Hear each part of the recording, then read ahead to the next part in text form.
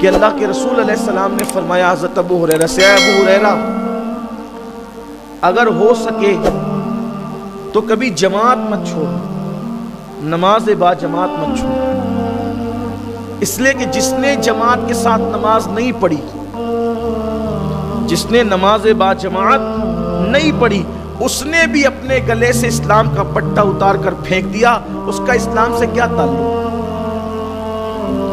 اب یہ جماعت کے ساتھ نماز پڑھنے پر اتنا زور دیا جا رہا ہے، جو لوگ سرے سے نماز ہی نہیں پڑھتے پتہ نہیں ان بیچاروں کا انجام کیا ہو۔ بلکہ حدیث پاک میں تو یہاں تک آتا ہے کہ جو لوگ نماز نہیں پڑھتے، جو نماز نہیں پڑھتے، جب وہ کھانے کے لیے بیٹھتے تو ان کے لقمے ان پہ لعنت کرتے، وہ کپڑے پہنتے تو لباس ان پہ لعنت کرتا ہے، جب وہ باہر نکل کے چلتے تو باریک باریک کیڑے مکوڑے اللہ سے کہتے اللہ ہمیں طاقت دے کہ اس بدبخت کو ہم ختم کر دیں، اس کا خاتمہ کر دیں۔ کیڑے مکوڑے بھی نفرت کرتے ہیں چھوٹے چھوٹے اس سے جو نماز نہیں پڑھتے۔ حضرات صحابہ کرام کہتے تھے رسول اللہ کے ظاہری دور میں ہم مسلمان اور کافر کو ایک ہی چیز سے پہچانتے تھے، جو نماز پڑھتا ہے اس کو مسلمان سمجھتے تھے، جو نماز نہیں پڑھتا اس کو کافر سمجھتے۔ اب بتائیں ہم تو جنت کے دعوے دار بھی ہیں، جنت کے ٹھیکے دار بھی ہیں، اور جرم کرنے کے بعد، سب کرنے کے بعد ہم سوچتے ہیں یار ہمیں جنت نہیں ملے گی تو کس کو ملے گی؟ کچھ لوگ تو اتنے بے باک ہیں وہ کہتے ہیں کہ اگر اللہ ہمیں جنت میں نہیں ڈالے گا تو اس کی جنت تو خالی پڑی رہے گی۔ یہ سب بدبختی کی باتیں، اللہ کی جنت آج بھی خالی نہیں ہے۔ آپ کیا سمجھتے ہیں؟ یہ اٹھ پٹانگ باتیں کرنا بند کیجئے، اللہ کی جنت، حالانکہ آج جنت میں کوئی انسان بظاہر نہیں ہے، ابھی جنت میں انسان گئے نہیں ہیں، وہ چند نفوس ہے جن کو شہداء کہتے ہیں وہ جنت میں ہے، وہ بھی جسم ان کے قبروں میں، ابھی بھی جسم ابھی تک ان کا جنت میں نہیں پہنچا۔ شہداء کی بھی روحیں جنت میں ہیں، سبز پرندوں کے قالب کے اندر، جسم تو ابھی بھی قبروں میں ہے۔ اولیاء کی ارواح بھی جنت میں ہے لیکن ان کے جسم اب بھی قبروں میں۔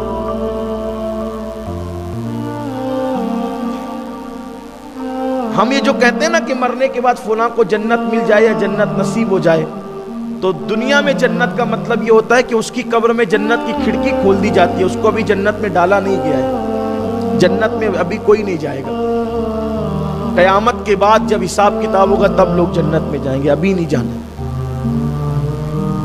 ابھی سب ہے قبروں کے اندر، اگر زیادہ سے زیادہ روحیں، تو ابھی تو جسمانی طور پہ کوئی جنت میں نہیں ہے، اب بھی اللہ کی جنت خالی نہیں ہے، اب بھی اس کی جنت آباد ہے۔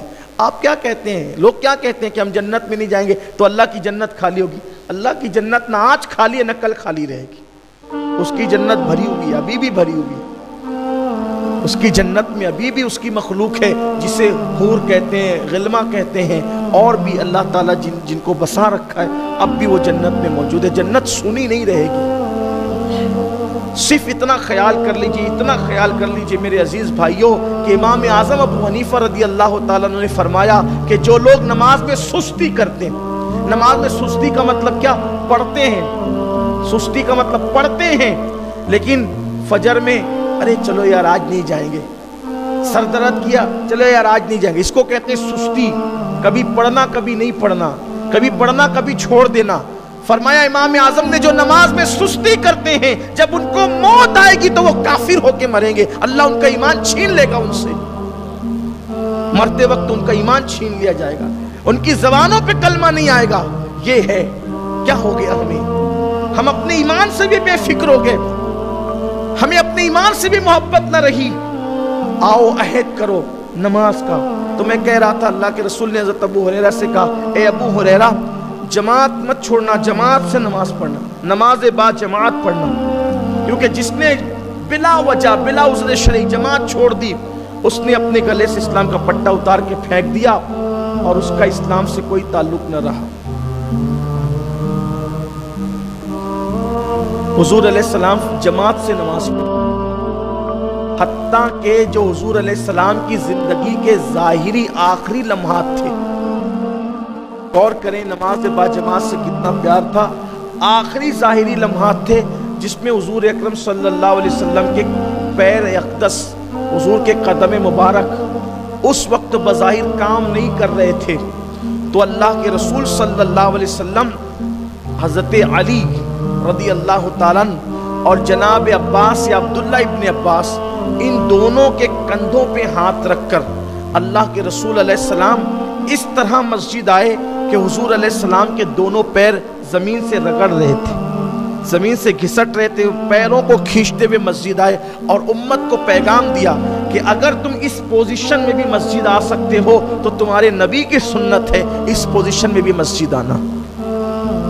بتاؤ آپ اور ہم جو جماعت کو بلا وجہ بلا عذر شرعی ترک کرتے ہیں اور ہم نماز جماعت نہیں پڑھتے، کیا ہم پر کبھی یہ پوزیشن آتی ہے؟